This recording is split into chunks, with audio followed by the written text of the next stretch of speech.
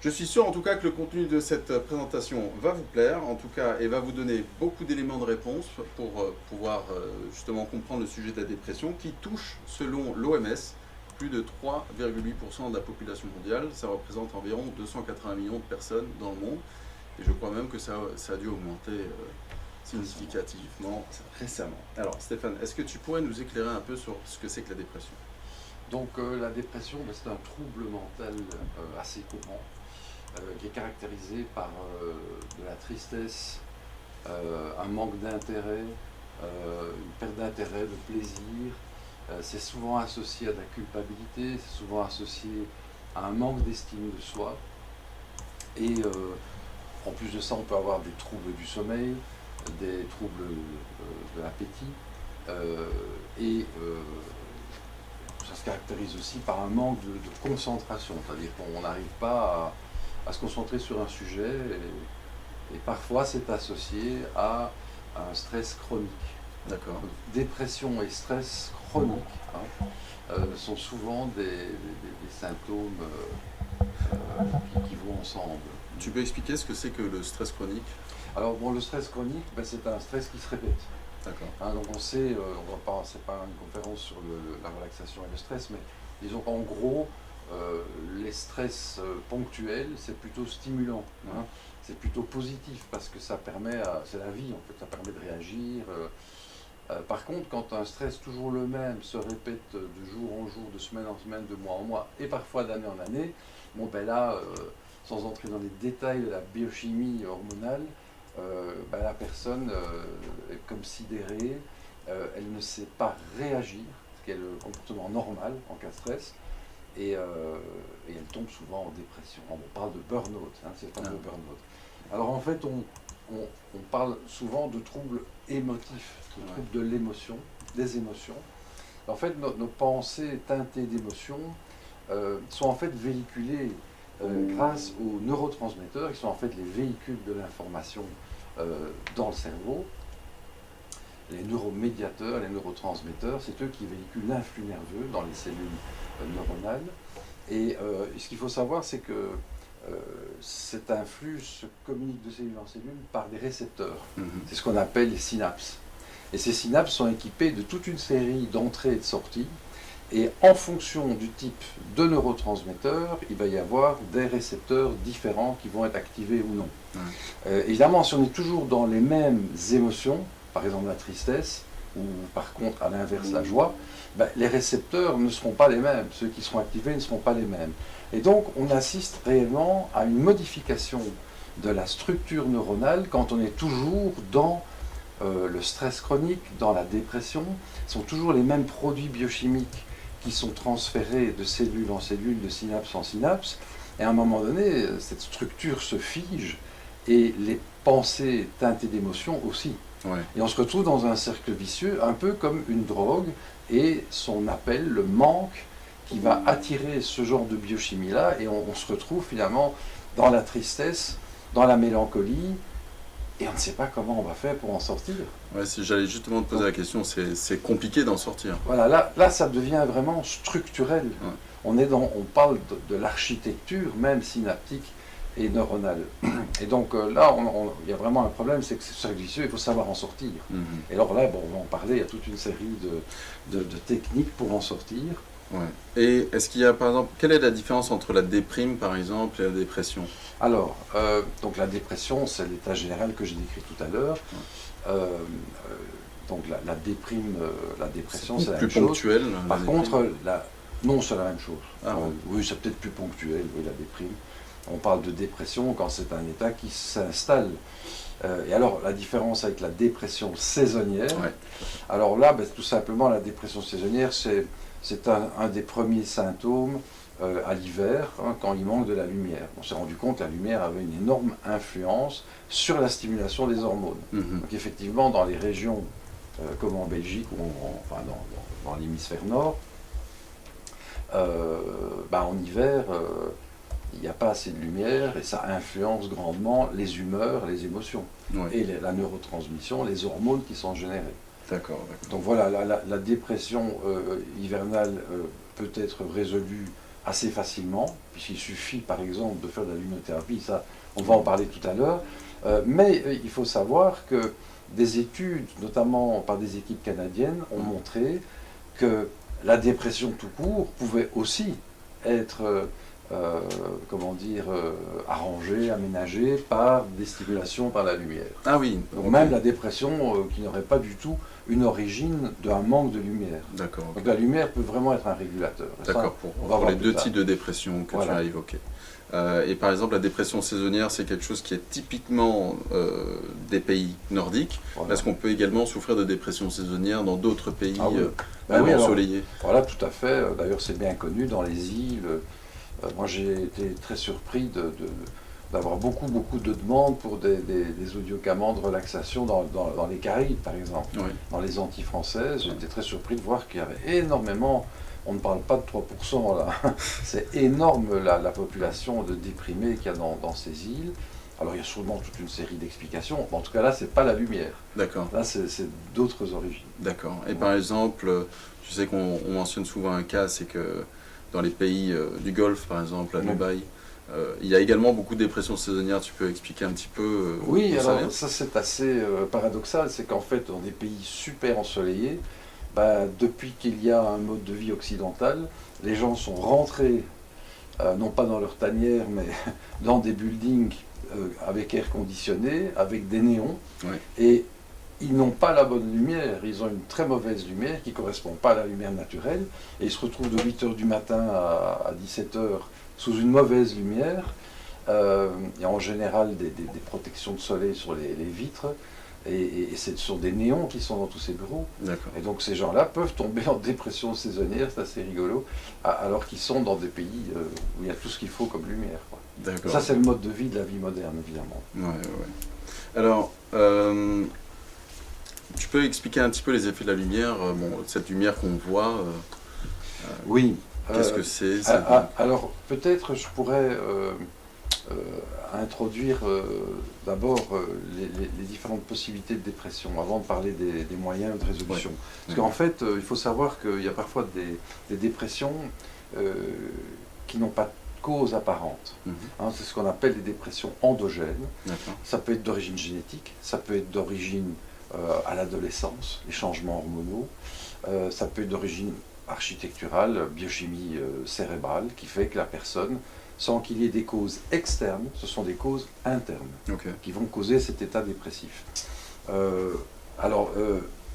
Par contre, quand il s'agit de causes externes, là c'est beaucoup plus simple à comprendre, c'est l'environnement familial, l'environnement sociétal, et je crois que là on a un bon exemple actuellement de ce qui se passe. Je pense que cette thématique aujourd'hui, elle tombe évidemment à pic dans un état de stress chronique qui a commencé en février-mars 2020 et qui continue encore aujourd'hui, et on ne sait pas combien de temps il va encore perdurer.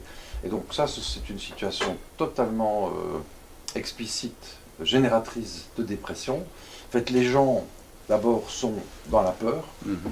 Ils ont peur parce que les médias n'arrêtent pas de donner des informations effrayantes, non pas une fois par jour ou 2 fois par jour, mais pratiquement toute la journée, que ce soit à la radio, à la télévision ou dans les journaux. Alors ils ont peur d'un virus qui pourrait les tuer, ce qui est bien normal, d'avoir peur. Et s'ils ne sont pas au courant qu'il y a des traitements, par exemple, ils sont en permanence en train d'angoisser toute la journée, du soir au matin. Ils ont peur de perdre leur famille, leurs parents, leurs grands-parents, leurs amis, leurs proches.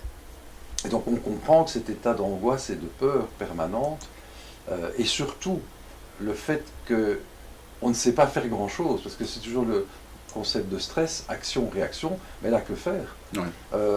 Alors bon, il y a des conseils sanitaires, mais est-ce que ces conseils sanitaires sont vraiment utiles? Beaucoup en doutent, puisqu'il y a des pays où on ne les suit pas, donc il y a même une sorte de scepticisme qui peut en plus s'installer sur les mesures, ce qui est encore pire que quand on est certain que si on fait quelque chose, ça va aider. Les gens se demandent par exemple, pourquoi est-ce que dans le métro on peut y aller sans tasser alors qu'on doit s'isoler à la maison en famille. Il y a des tas de choses bizarres qui se sont passées, qui font que la population est complètement perturbée.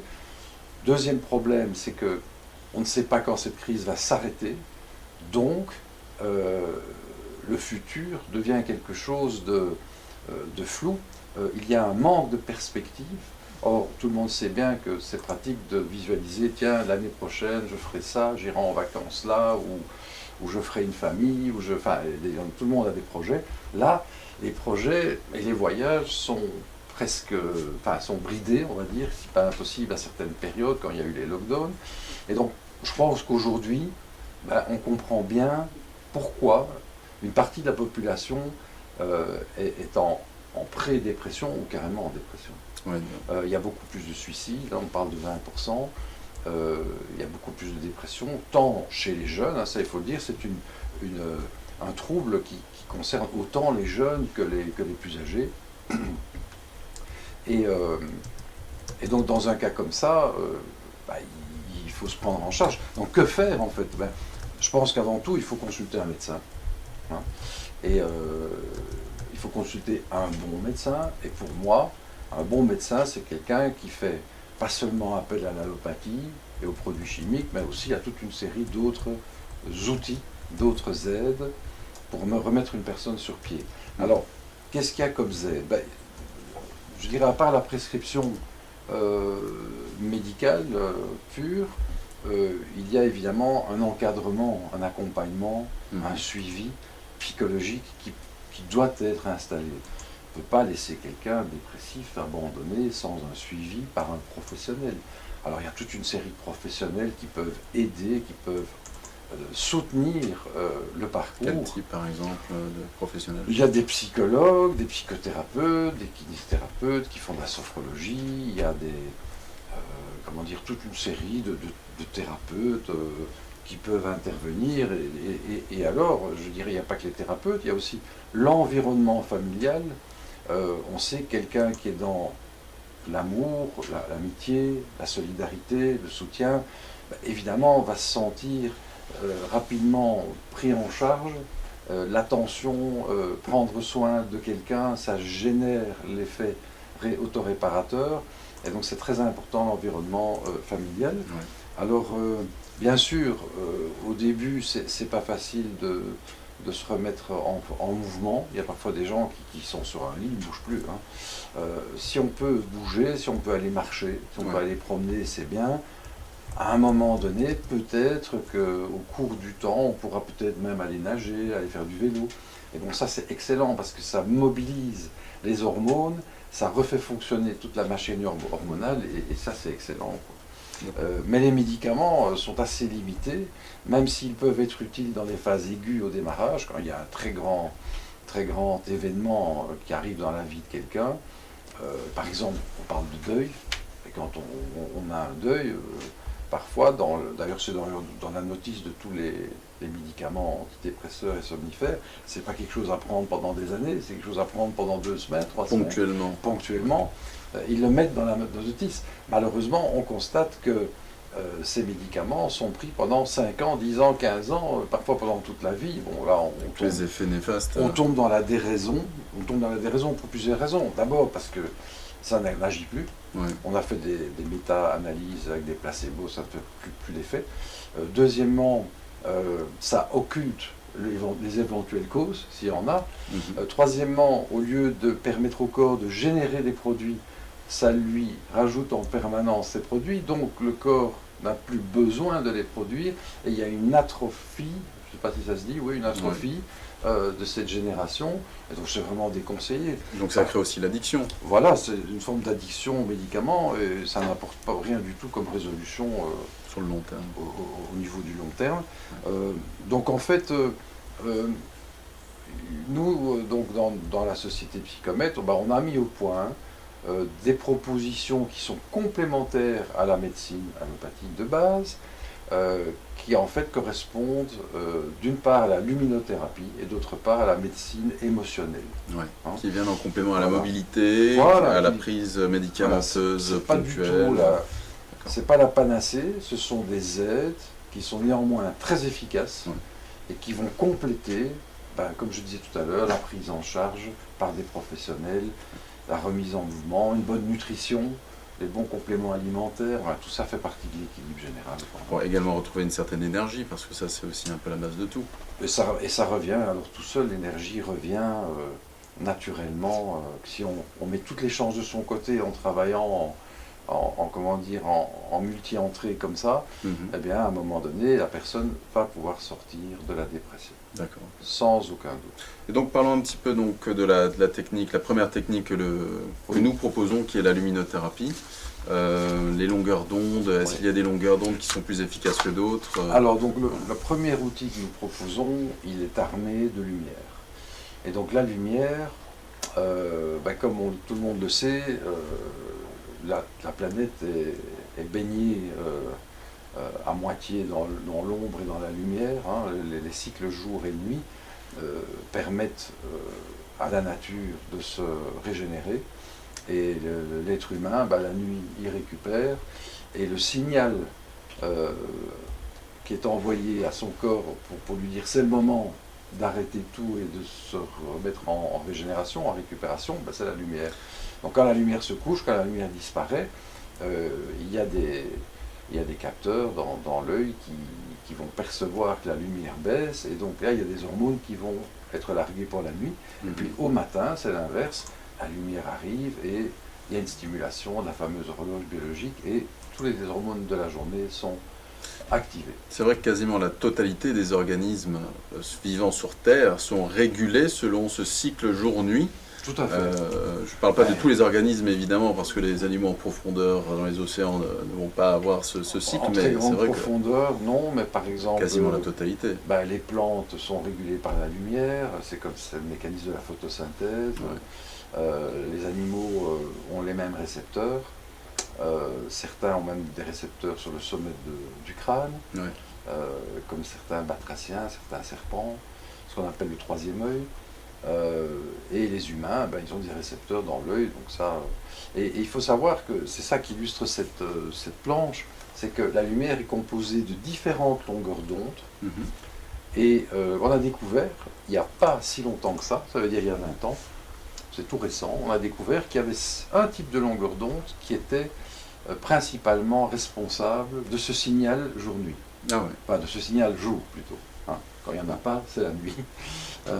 Et donc on s'est rendu compte que c'était la gamme des bleus, assez étonnamment, et pas étonnamment, puisqu'en fait, comme l'indique le fond qui est derrière toi, le ciel bleu, joli bleu, voilà, le ciel bleu du matin, c'est exactement cette couleur-là, cette longueur d'onde-là qui indique à l'être humain que c'est le début de la journée.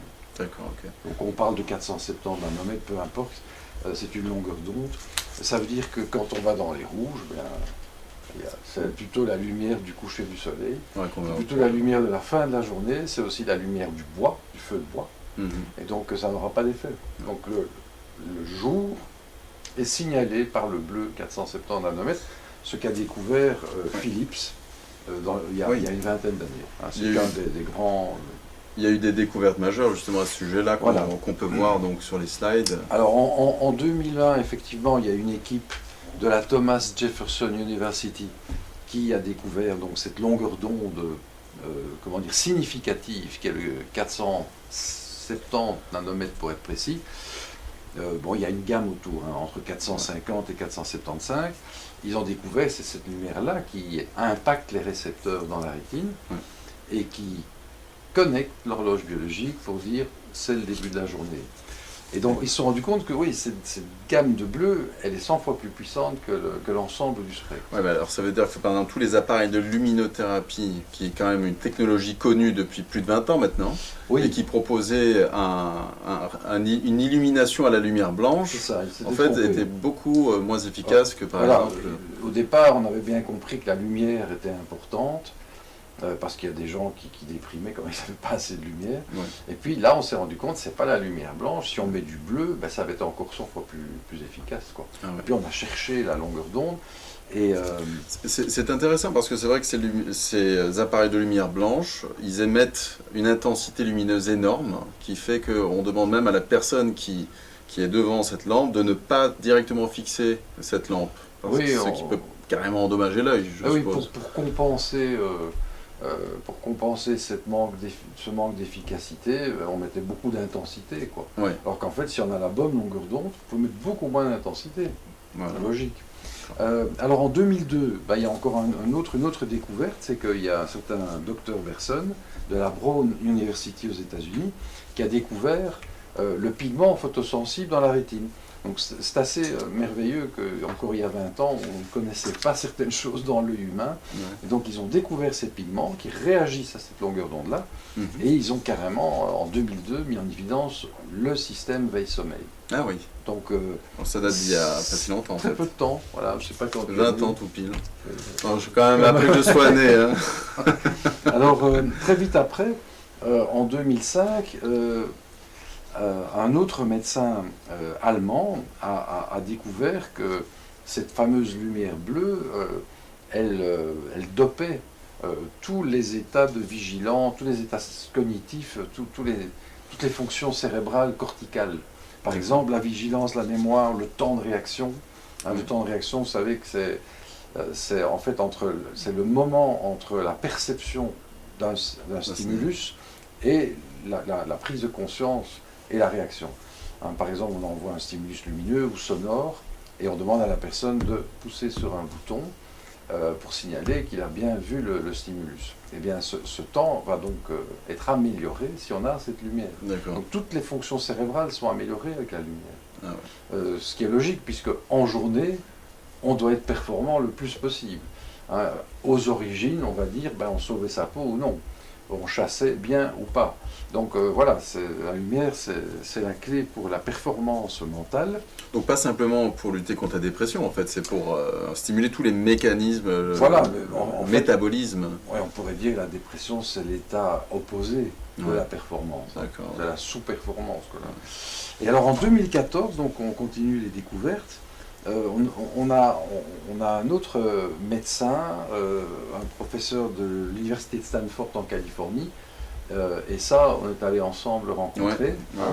Donc j'avais reçu son adresse par le responsable de la gestion du stress des astronautes à Houston, qui m'a dit, tiens, vous êtes sur la lumière pulsée, il y a une autre personne à Stanford qui fait aussi de la recherche sur des flashs de lumière, vous devriez la rencontrer. Et il se fait qu'on était aux États-Unis, on est allé voir. Et alors on a eu la chance qu'il nous cède une partie de ses découvertes. Et donc on s'est rendu compte, alors lui, la particularité, c'est qu'à la différence de tous les autres, lui, il travaille sur la lumière pulsée. Uniquement. Donc c'est les flashs qui l'intéressent et voir quel est le meilleur flash. Et quel est le meilleur intervalle entre flash qui est le plus efficace pour créer un rebond neural. Et c'est comme ça qu'on a appris pratiquement des secrets scientifiques. Qui nous ont permis de mettre au point des applications de manière plus efficace. Alors, qu'est-ce qu'il a mis au point exactement Alors la première chose qui était intéressante, c'est qu'il s'est rendu compte que la lumière pulsée, elle est beaucoup plus efficace que la lumière continue. Alors bon, ça peut paraître un peu bizarre la première fois qu'on voit des lunettes qui clignotent, mais c'est tout simplement plus efficace. D'accord. Et donc ça nous a permis non seulement de continuer dans notre percée de lumière pulsée, quoi qu'on ait aussi de la lumière continue, mais enfin de continuer en sachant c'est plus efficace, mais en plus d'utiliser la longueur d'onde, la fameuse longueur d'onde 470 pour la méditation par exemple, qui est l'état d'éveil, mais aussi d'améliorer et d'aménager un intervalle entre les stimulations que lui avait calculé et trouvé, qui était 7 secondes, qui était le meilleur intervalle. Et ça nous a permis alors de booster l'horloge et d'envoyer un signal, ce qui nous a permis de créer le concept de turbo-sieste. Hyper-sieste. Et ensuite d'hyper-sieste, tout à fait. Donc voilà, je pense que là, dans la planche suivante, on va voir une vue sagittale de l'œil, avec la coupe de la rétine à l'arrière, et on se rend compte que derrière les cellules de la rétine, il y a ces fameuses cellules ganglionnaires dans lesquelles se trouvent ces récepteurs et alors, particuliers. Question, les aveugles. Parce Oui. qu'en voyant justement cette coupe, Tout à fait. est-ce que les aveugles peuvent souffrir de dépression saisonnière due à un manque de lumière? En fait, non, parce que les aveugles ont aussi ces récepteurs. Donc oui, ils peuvent souffrir. Ils peuvent souffrir, mais je veux dire, ils ont les mêmes récepteurs que les voyants en ce qui concerne la lumière. D'accord. Donc s'ils ont une bonne luminosité, ils n'auront pas de dépression. Donc par exemple, si pour résumer un petit peu, donc l'aveugle, ce qui est dysfonctionnel dans son œil, ce sont les cônes et les bâtonnets, donc les récepteurs visuels. Visuel, voilà. Ici, il s'agit d'un système qui n'est pas visuel. Oui, voilà. Et Donc qui ça, est ce sont les en- récepteurs non visuels. Voilà, qui est en fait, les voies nerveuses non visuelles sont câblées en parallèle des voies visuelles. D'accord. Et donc les personnes qui sont malvoyants, ils sont malvoyants sur le plan, comme tu disais, cône, bâtonnet, mais ça ne concerne absolument pas le système veille-sommeil et les récepteurs non visuels. D'accord. Donc ça veut dire que même un aveugle, par exemple en Suède, manquant Oui. drastiquement de lumière, Tout peut à fait. souffrir de dépression saisonnière alors qu'il est Absolument. dans le noir permanent. Absolument, et donc les aveugles ont aussi une régulation veille-sommeil, exactement comme les voyants. C'est-à-dire que la nuit, ils ont un largage des hormones de la nuit, et la journée, ils ont un largage des hormones de la journée. D'accord. Ok. Super. Donc la planche suivante montre simplement approximativement l'emplacement du processeur horloge biologique qui va alors orchestrer le largage, le balai hormonal des hormones du jour et de la nuit. Alors il ne faut pas retenir les noms, sérotonine, adrénaline, cortisol, mélatonine, adénosine, enfin peu importe, il faut savoir que en fonction du jour et de la nuit, il y a une série d'hormones différentes qui sont larguées, qui ont des cycles, ça c'est la planche suivante, et donc qui vont varier, un peu comme les sinusoïdes, qui vont varier, qui vont monter en puissance au cours de la nuit, et puis qui au petit matin, la production diminue, et inversement, au petit matin, la production des hormones du jour démarre, et s'amplifie vers 10 heures du matin pour aller jusqu'à son sommet vers 13-14 heures, et puis après il y a une diminution dans l'après-midi jusque le début de la soirée où là c'est l'inverse, c'est les hormones de la nuit qui reviennent. D'accord. Ok. Donc ici aussi on voit également une planche avec une étude que Philips a mis en évidence qui... Oui, alors donc il faut savoir que Philips a été un des acteurs de l'industrie de la luminothérapie assez marquant dans les années 2005-2010, et donc eux, leur apport à l'industrie, ça a été justement de prendre toutes les longueurs d'onde et de voir lesquelles étaient les plus performantes, et ils se sont orientés rapidement vers la gamme des bleus. Mais on va le voir, il n'y a pas que les bleus qui peuvent jouer un rôle. Donc là, on voit dans la bande centrale, c'est vraiment la bande 470 nanomètres, 455, 475, et c'est là que vous voyez, on a la puissance, le plus d'impact au niveau des hormones. D'accord. Donc, il y a quelques années aussi, on a pu faire une étude à laquelle j'ai participé également pour pouvoir essayer de mettre cette étude en valeur, justement, les effets de la lumière bleue du 470 nanomètres. Je te laisse expliquer un petit peu. En fait, on le savait, on avait déjà appris par Philips que c'était sans doute dans cette zone-là qu'il fallait faire l'effort. N'empêche qu'on voulait quand même le vérifier. Et surtout vérifier si notre engin, la lunette Psio, répondait aux attentes. Ça veut dire, est-ce que les diodes qu'on utilisait émettaient bien cette gamme de fréquences, et ensuite, est-ce que cette gamme de fréquences avait bien effectivement l'effet qui était attendu via la littérature, et notamment les études faites par Philips. Donc on a pris une centaine de sujets, à peu près du même âge, entre 20 et 30 ans. Des étudiants en général. Des gens qui ont une horloge biologique qui fonctionne bien, qui sont jeunes. On a prévu de les placer entre 10h et 10h30 le soir sur une table équipée de lunettes ou non. Donc il y avait un groupe contrôle.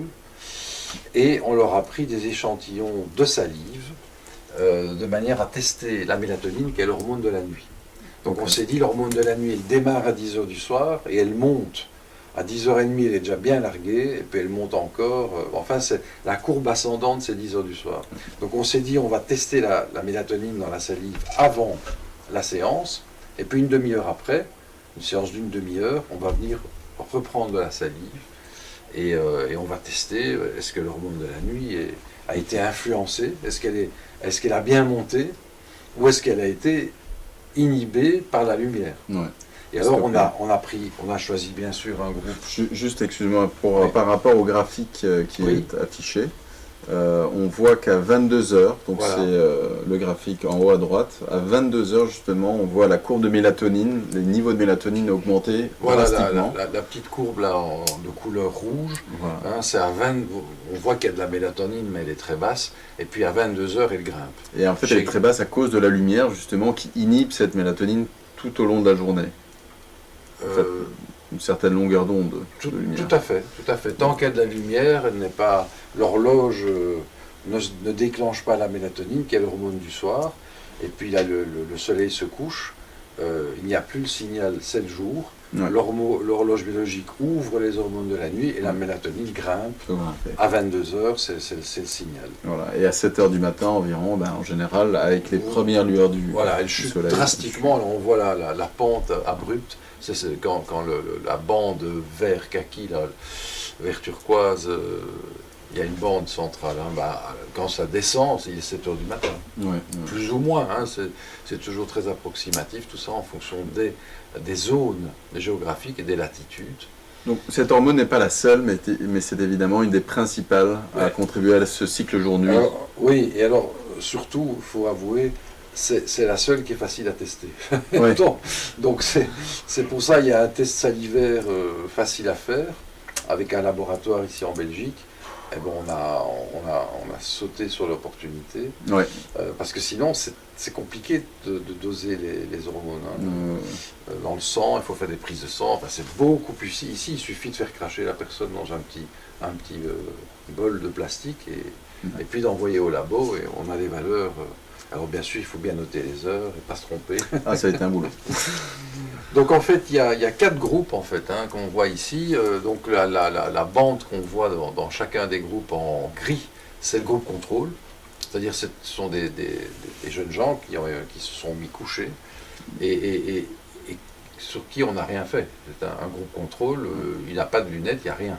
Ils n'étaient pas dans le noir complet d'ailleurs. Ils étaient... Alors, il y avait une certaine lumière dans... Une faible veilleuse, on va dire. Voilà. C'était une veilleuse. Mais bon, j'étais dans l'obscurité. Et donc, ce groupe contrôle, eh bien, il est intéressant parce qu'évidemment, on va pouvoir comparer le groupe expérimental avant, ça veut dire à 10 heures, dans quel état on est, et à 10h30, ce qui se passe, quoi. Donc le groupe contrôle est ici en blanc, en fait. Celui-là, il reste sans lunettes. Hein.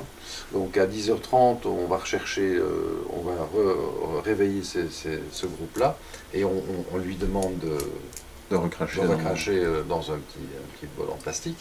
Et puis voilà, le groupe qui n'a pas eu de lunettes, la mélatonine est montée. Donc on voit le graphe qui montre qu'elle est montée. Le groupe à côté qui est en rouge, c'est avec de la lumière rouge, c'est ce qu'on appelle le groupe placebo, puisque on pressentait que la lumière rouge n'avait aucun effet. Donc le sujet, lui, ne sait pas que la lumière rouge n'a aucun effet. On ne lui a rien dit, évidemment. On ne lui a rien dit. Et donc on voit que la mélatonine monte, et il n'y a pas de différence significative entre la bande blanche et la bande rouge. Ça, il faut le savoir. En termes statistiques, ouais, voilà, en fait, ça veut dire que sur des groupes de 25 personnes, on voit une petite différence. Mais si on avait on avait prolongé le groupe à 500 ou à 1000 personnes, eh bien, ça aurait été la même chose, quoi. Et alors, il y a les deux groupes suivants, le groupe bleu continu et bleu pulsé, qui est la dernière colonne. Donc, en bref, quand on dit bleu continu, bleu pulsé, ce sont des étudiants qui ont été exposés à 30 minutes de bleu continu avec la lunette Pio, oui, et de bleu pulsé avec la lunette Pio. Voilà. Et donc là, on a vu, ça a été manifeste, comme on le voit sur le schéma, le bleu a complètement coupé la production des hormones de la nuit. Et le témoin, c'était la mélatonine, quoi. Ouais. Donc voilà, ce qui est intéressant de noter, c'est que le bleu pulsé, en fait, il pulse à moitié. Ça veut dire qu'il y a 50% du temps c'est allumé, 50% du temps c'est éteint. Donc en fait, on peut dire que sur 30 minutes, il n'y a eu que 15 minutes de lumière bleue. Puisque ça s'est éteint la moitié du temps. Et donc on voit que c'est tout aussi éradiqué. Et donc ça, c'était intéressant, parce qu'on s'est rendu compte que déjà comme ça, sans avoir plus fait de manipulation au niveau de la stimulation, on avait déjà un même résultat pour une moitié de temps d'illumination. Ouais, en fait.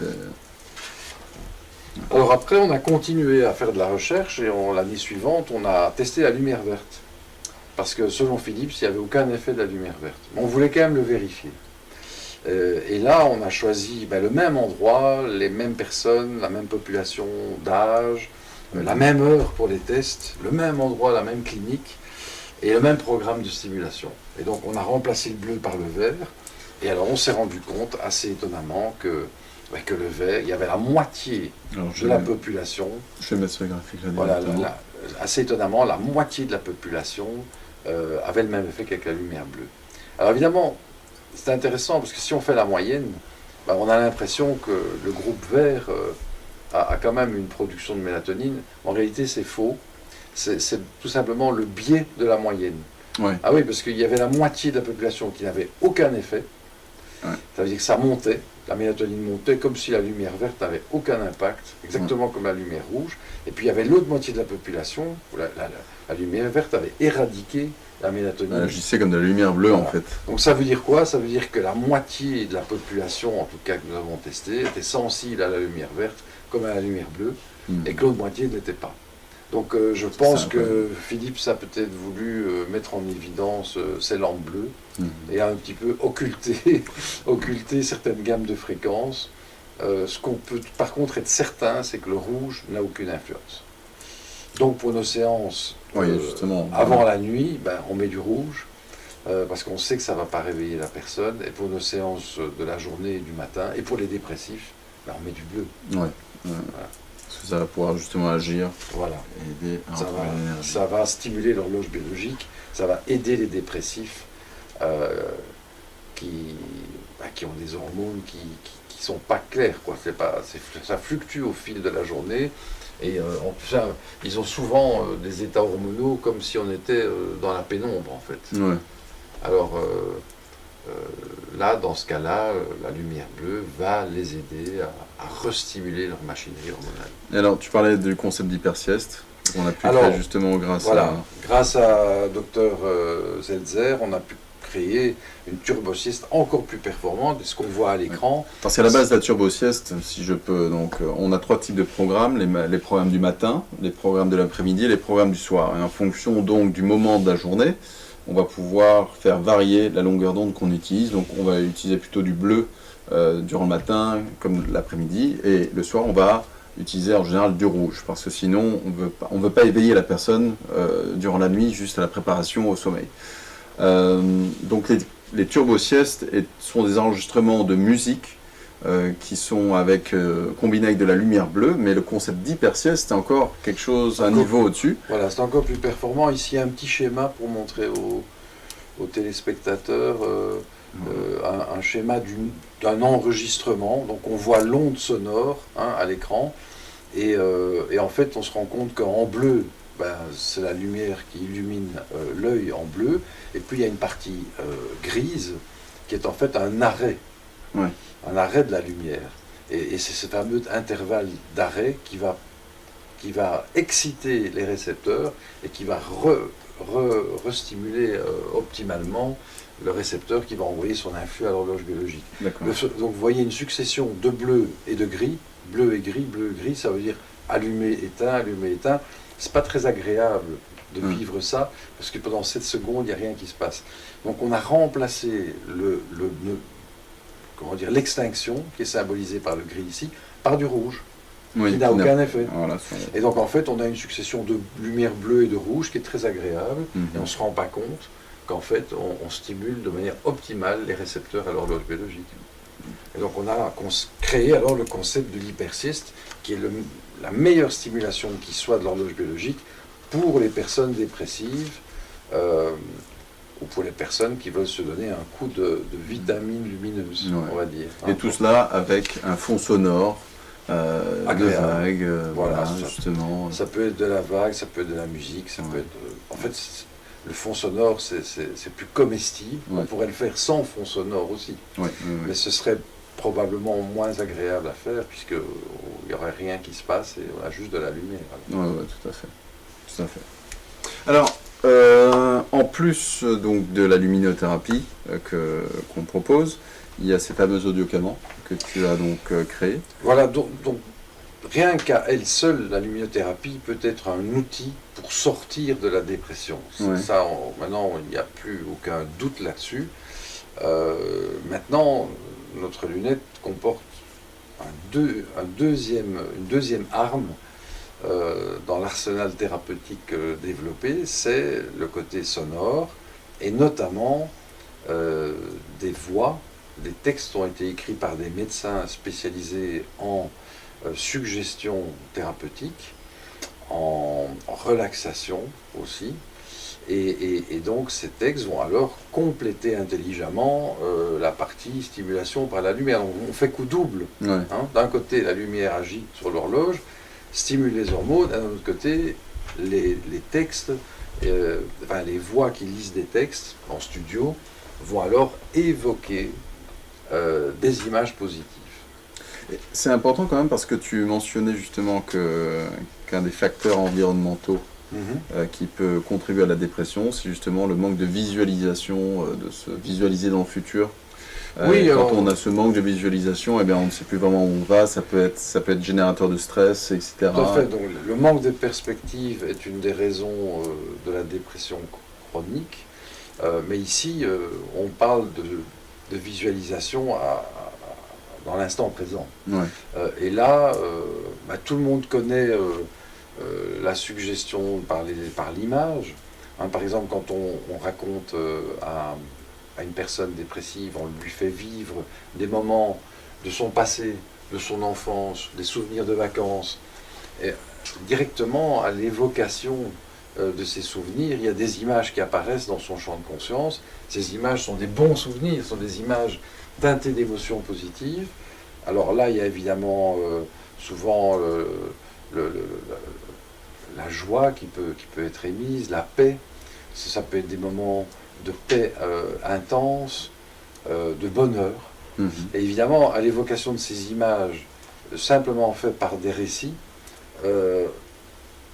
la personne ne peut pas les générer par sa volonté, ces images, mais si par exemple on évoque une histoire, elle ne pourra pas résister à l'imagerie qui va se créer dans sa conscience. Et donc c'est pour ça que c'est extrêmement puissant pour des personnes dépressives qui sont dans l'incapacité de visualiser positivement. Ouais. Or, si elles écoutent un récit, les images fusent automatiquement.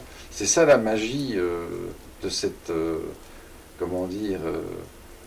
cette médecine des émotions, qu'est l'audiomédecine.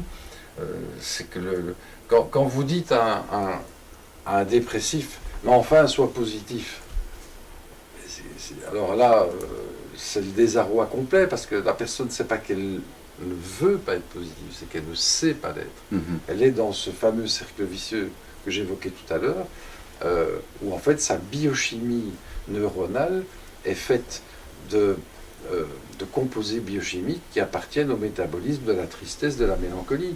Et donc, elle n'a pas l'architecture neuronale pour évoquer une image positive. Donc il faut un stimulus. Ah ben là, il faut un stimulus externe, parce qu'elle ne sait pas le faire de manière endogène, donc ça ne peut venir que par l'extérieur, et là ce sont des voix qui sont chaleureuses, bienveillantes, empathiques, et qui vont raconter ces histoires. Et j'aime bien toujours la caricature, c'est « ne pensez pas à un éléphant rose ». Effectivement, il n'y a pas moyen de ne pas y penser. Comment ça a évolué, mon image de cet éléphant rose? On pourrait imaginer aussi le souvenir d'enfance à la mer, en vacances, à la montagne, le chant des oiseaux, la balade dans les champs de blé, rire avec ses amis, première rencontre amoureuse. Enfin, il n'y a pas de limite. Ouais. Dans les images qui ont des connotations positives, il y en a énormément qui conviennent à tout le monde. On va toujours trouver quelque part une image dans un récit qui va fonctionner sur une personne. C'est très rare que quelqu'un dise « écoutez, j'ai aucun souvenir positif dans ma vie ». Ça peut arriver, mais c'est quand même très rare. Mais c'est vrai que tu parles de récit, le pouvoir de l'image. Oui. C'est vrai que la société humaine est également basée sur tout un récit qu'on se construit. Oui. Le récit, par exemple, pour la France, je prends un exemple, le récit de la nation française, le récit que les nouvelles nous donnent, et quand, en plus de cette architecture hormonale, justement, qui ne nous permet pas de s'en sortir, on a un récit négatif, de nouvelles négatives permanentes, Oui. eh bien, le fait d'avoir accès à des histoires positives qui nous permettent justement d'avoir ce bol d'air frais, on va dire, de positivité, permet justement de sortir un peu de ce récit négatif pour aller vers le positif. Et là, on tombe dans un récit symbolique, de souvenirs un peu primaux, basiques, hein, que toute personne a quelque part au fond de soi, et qui est en fait un matériel, des ressources qu'on va aller évoquer, qu'on va aller tirer. Et alors, on a ces images positives qui jaillissent, qui viennent du fond de la mémoire, du subconscient, et puis on a la lumière qui stimule l'horloge et qui stimule la production des hormones du jour. Les deux ensemble, ça fait évidemment un effet prodigieux. Et il y a des gens qui déjà, après une ou deux ou trois séances, leur vie a déjà changé. C'est phénoménal, quoi. Et là, on a vraiment un effet durable, et je rappelle quand même, sans effet secondaire, quoi. Hein. Quand même. Il n'y a pas d'effet secondaire. Bon. Il n'y a pas de prise, justement. Il n'y a pas de prise de risque, il n'y a pas de risque. Voilà, c'est que du positif. Maintenant, je m'empresse encore une fois de le dire, c'est pas la panacée. Il y a d'autres choses très importantes, comme l'alimentation, la remise en mouvement et parfois certaines médications, mais dans un temps limité. Et alors, pratico-pratique, comment sont constitués ces audiocamants? Comment est-ce que... parce que, un peu comme les médicaments, il y a des principes actifs, les audiocamants en ont. Ils ont été construits d'une certaine façon.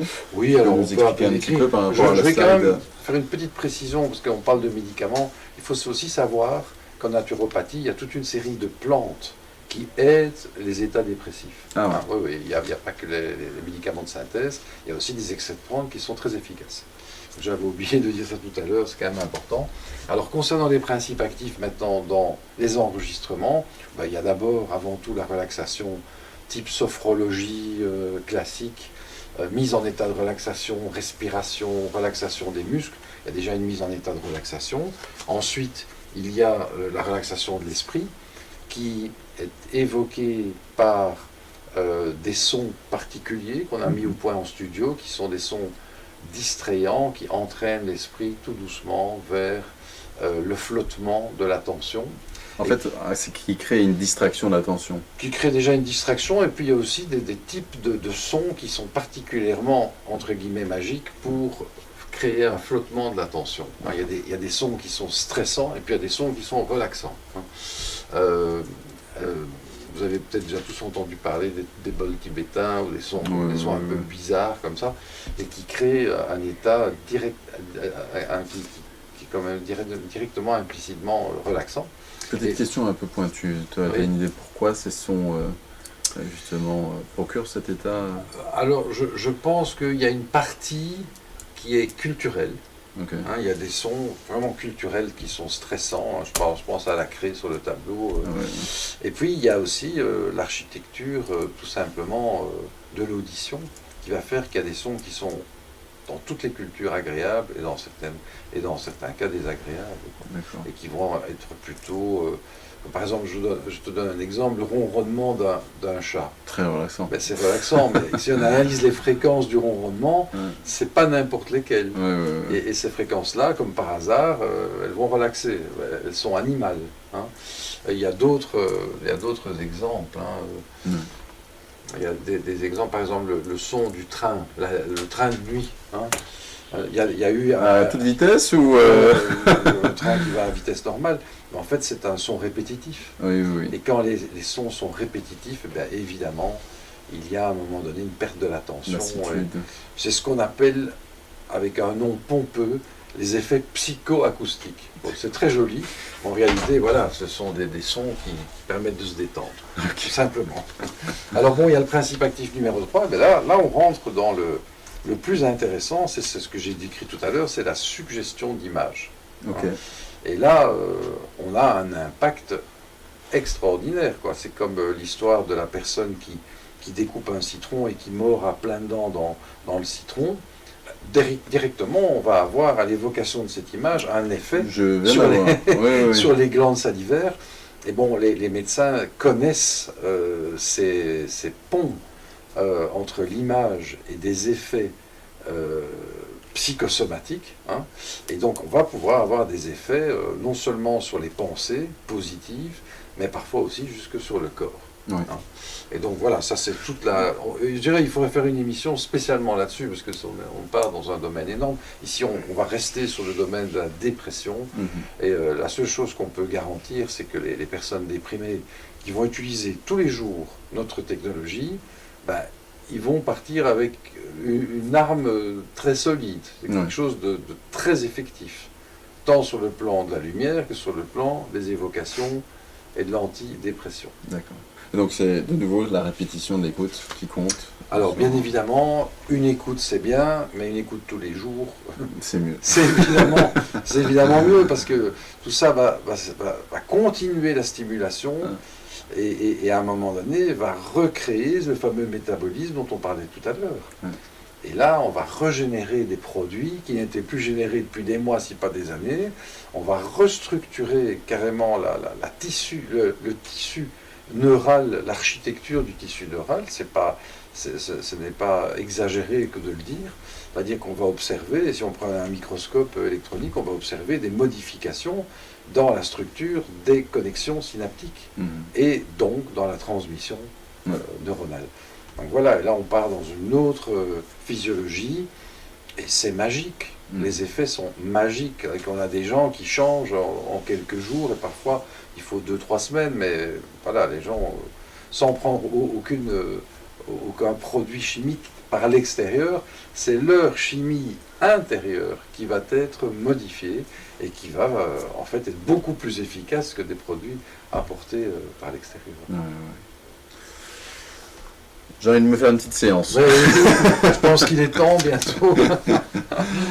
Il est temps. Alors, évidemment, on a des belles références, hein, tu les évoquais là tout à l'heure. Voilà, on a les médecins vraiment brillants qui utilisent nos produits. Puis bon, une des belles références, c'est évidemment le médecin des astronautes de la NASA, que j'avais rencontré en 2015. Il m'avait invité sur place. Évidemment, c'est une grande reconnaissance pour notre travail, qui est quand même un travail de 30 ans sur le sujet.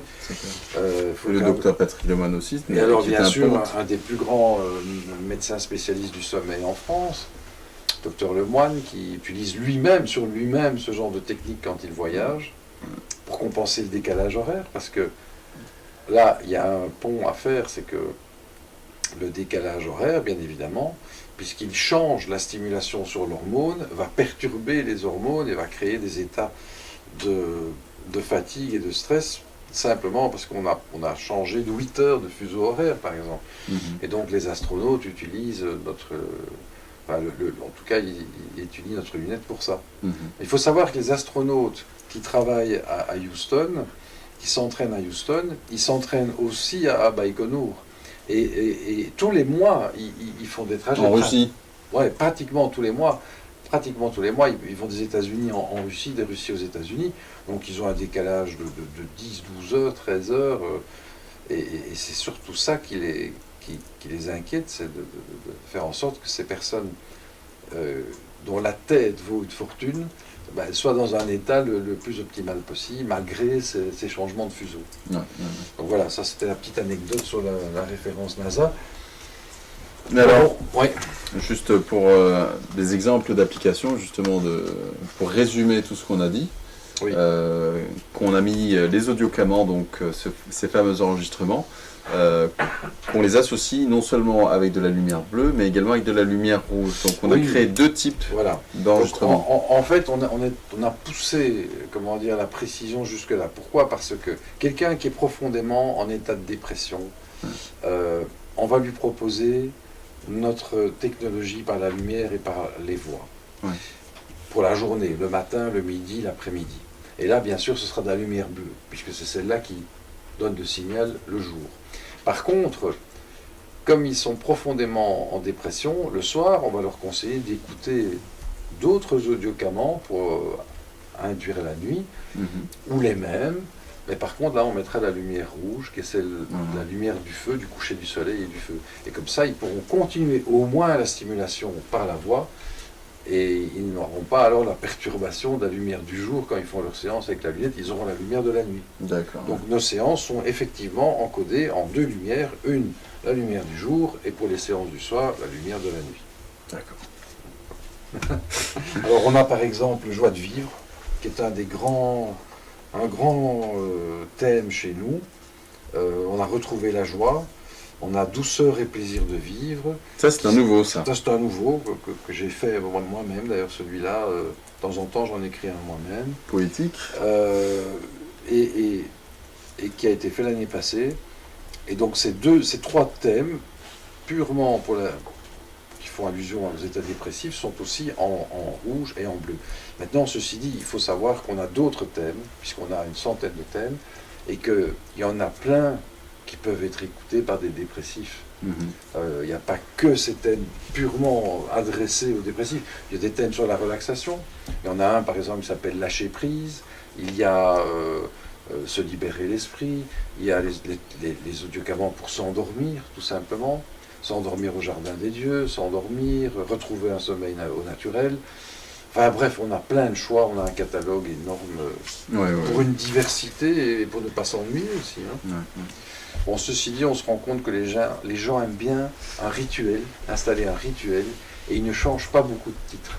Ils aiment bien toujours, quand il y en a un qui marche bien, ils le gardent. C'est vrai qu'en général aussi, on ne cumule pas une multitude non plus de désordres fonctionnels. Oui. J'ai le mot en anglais, c'est pour ça. C'est surtout... de troubles fonctionnels. Voilà. Bien sûr. En général, il y en a un qui est prépondérant et les gens vont se concentrer à l'écoute d'un audiocamant spécifique. Tout à fait. Mais écoutez, en tout cas, merci beaucoup Stéphane. Est-ce que tu voudrais rajouter quelque chose? Je crois que... Oui, mais je pense que le discours c'est bien, mais pour nos auditeurs, le mieux c'est toujours de tester et de se rendre compte par soi-même.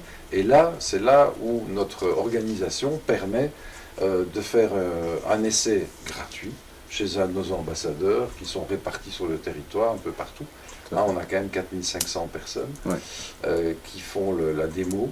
La démo, c'est 30 minutes et de tester, quoi. Si vous avez dans votre entourage quelqu'un qui est dépressif, vous pouvez vraiment l'envoyer les yeux fermés vers un de nos ambassadeurs qui a été formé pour faire une démonstration. Oui, exactement.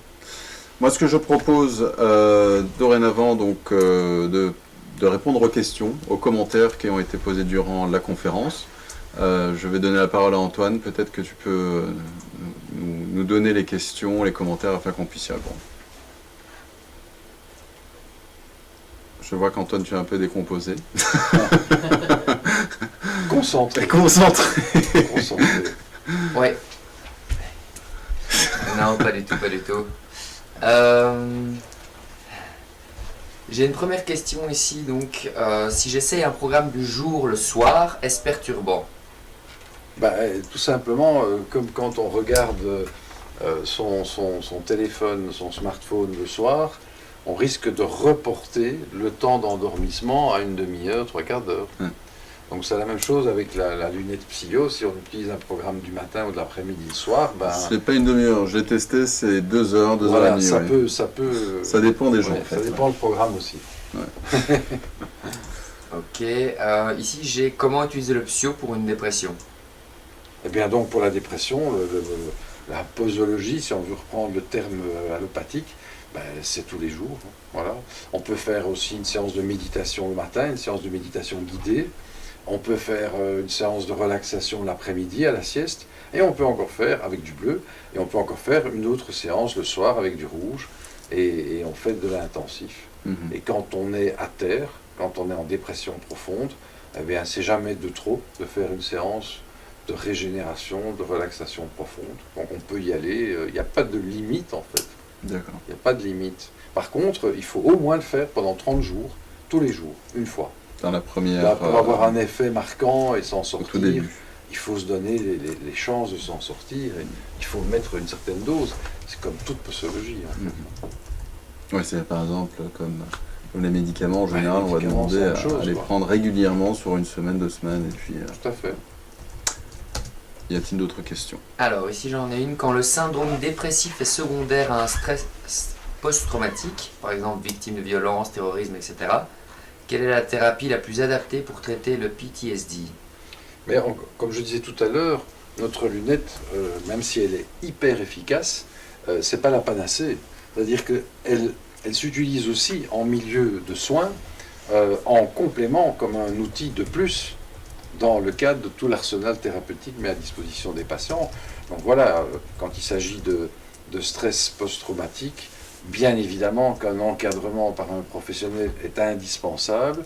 Par contre, la lunette pourra être utilisée en itinérance, à domicile, soit par le patient qui l'achète, soit par le patient qui le loue, ou le thérapeute peut parfois la prêter, peu importe. Mais alors bon, la lunette va donc accompagner la personne au quotidien, alors que sa séance n'est peut-être pas toujours une séance qu'elle pourra faire tous les jours. Donc ça, c'est l'avantage de la lunette, c'est qu'on peut appuyer sur le bouton play quand on veut. Le bouton start. Mais oui. Ok, alors je pense qu'ici j'en ai une dernière.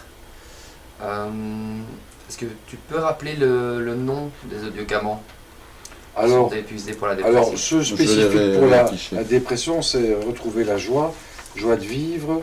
Il y a aussi, j'oublie toujours le nom du troisième, douceur et plaisir de vivre. Pourtant, c'est moi qui l'ai écrit, mais bon, je ne sais pas pourquoi. Douceur et plaisir de vivre. Alors, voilà. pour ceux qui le désirent, vous pouvez retrouver donc le catalogue des programmes sur notre site psio.com.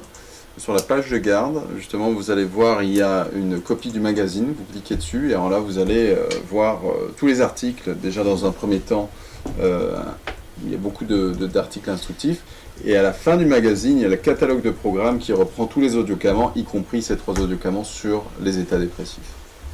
Je viens de le mettre dans les commentaires. Parfait, super. Est-ce qu'il y a d'autres questions encore? Ici, j'avais le psy agité sur les crises d'angoisse. Peut-être un autre. Alors, les angoisses sont des peurs sans objet. La relaxation peut toujours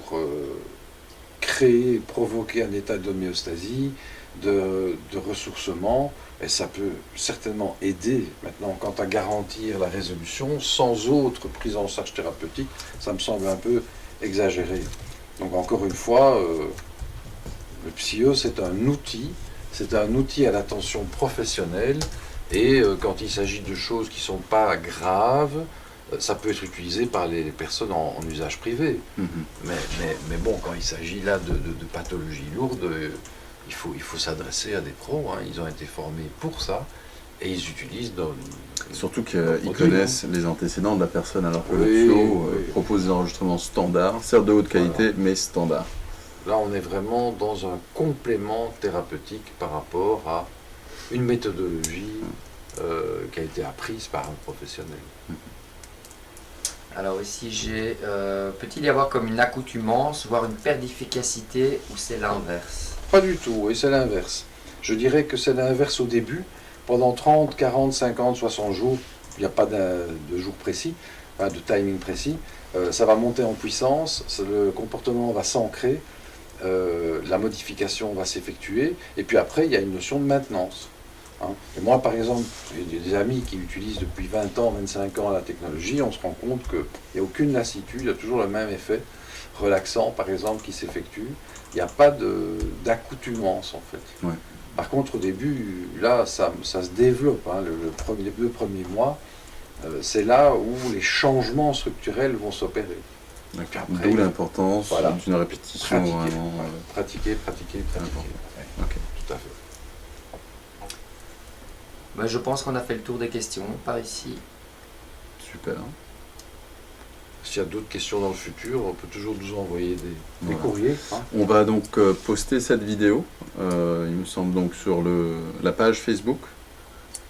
Et YouTube, donc ce sera en replay pour toutes les personnes qui n'ont pas eu le temps Voilà, qui n'ont pas eu le temps. YouTube, il faut taper quoi pour trouver la... Alors il faut taper YouTube. Oui. Et puis Psyo Monde. Psyo Monde, c'est important. Parce que... Et quand vous tombez sur la chaîne, en général, les dernières vidéos qui ont été ajoutées se présenteront. Psyo Monde en un mot ou... Non, en 2 mots. En 2 mots. Voilà. Et vous allez voir donc le logo Psyo voilà, sur l'image principal. Ok.